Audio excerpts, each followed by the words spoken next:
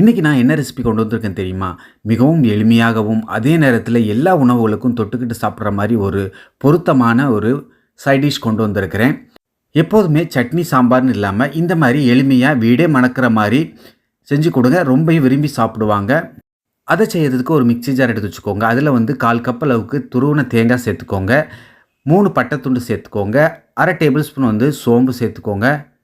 1 spoon பொட்டுக்கடலை, 10 பல்லு பூண்டு, ஒரு சின்ன துண்டு இஞ்சி.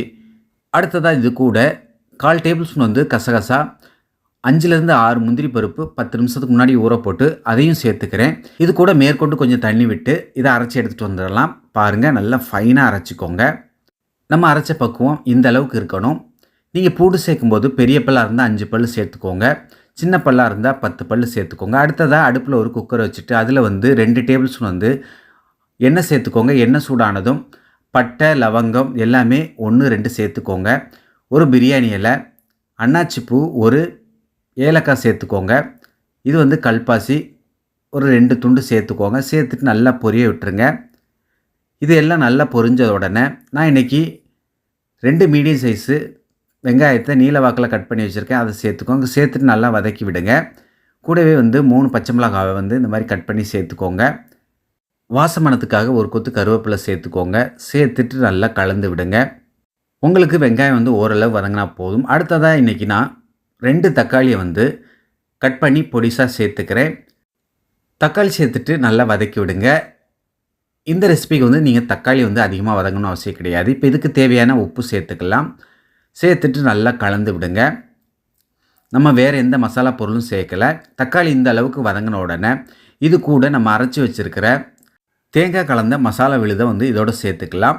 சேர்த்துட்டு நல்லா கலந்து விடுங்க. நல்லா கலந்து விட்ட பிறகு நம்ம அந்த மிக்ஸி ஜாரை கழுவி அதனுடைய தண்ணியும் நீங்கள் சேர்த்துக்கோங்க. உங்களுக்கு எந்த அளவுக்கு தண்ணி வேணுமோ அந்த அளவுக்கு நீங்கள் இப்போவே சேர்த்துருங்க. இப்போ நம்ம சேர்த்துட்டு அதையும் நல்லா கலந்து விட்ட பிறகு இந்த நேரத்தில் உப்பு தேவைன்னா செக் பண்ணிவிட்டு சேர்த்துக்கோங்க. மேற்கொண்டு நான் கொஞ்சமாக உப்பு சேர்த்துக்கிறேன். சேர்த்துட்டு கலந்து விட்ட பிறகு இதில் நம்ம குக்கர் மூடி போட்டு கரெக்டாக விசில் வைக்க போகிறோம். விசில் பார்த்திங்க அப்படின்னா 3லேருந்து 4 விசில் வச்சுக்கோங்க போதும். விசில் வந்த உடனே தம் அடங்கின உடனே ஓப்பன் பண்ணி பார்க்கலாம். விசில் வரும்போதே நல்ல வாசமானமாக இருக்கும். ஓப்பன் பண்ணி காட்டுறேன் பாருங்கள். திறக்கும் போதே அட்டகாசமான நல்ல பசியை தூண்டக்கூடிய வாசனை வருது. கடைசியாக கொஞ்சமாக கொத்தமல்லி தலையை தூவிட்டு நீங்கள் சர்வ் பண்ண ஆரம்பிச்சிடலாம். இது பிகினர்ஸ், பேச்சுலர்ஸ்க்கு இருக்கக்கூடியவங்களுக்கு ரொம்ப அட்டகாசமான ஒரு எல்லா விதமான உணவுகளுக்கும் ஏற்றமான ஒரு சைட் டிஷ் இது. இந்த சைட் டிஷ்ஷை மிகவும் குறுகிய நேரத்தில் செஞ்சிடலாம்.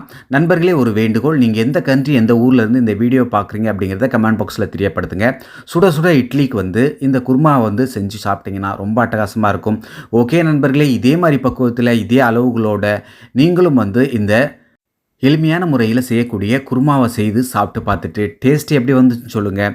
இந்த வீடியோ உங்களுக்கு பிடிச்சிருந்தால் லைக் பண்ணுங்கள். உங்கள் நண்பர்களும் சொந்தங்களும் பார்க்கணும்னா அவர்களுக்கும் ஷேர் பண்ணுங்கள். மறக்காமல் நம்ம சேனலை சப்ஸ்கிரைப் பண்ணாதவங்க சப்ஸ்கிரைப் பண்ணிக்கோங்க. ஃபாலோ பண்ணாதவங்க ஃபாலோ பண்ணிக்கோங்க. ஓகே நண்பர்களே, எல்லோரும் பாதுகாப்பாக இருங்க. இதே போன்று அடுத்து ஒரு அருமையான வீடியோவில் சந்திக்கிறேன். Take care. Bye bye. Thank you.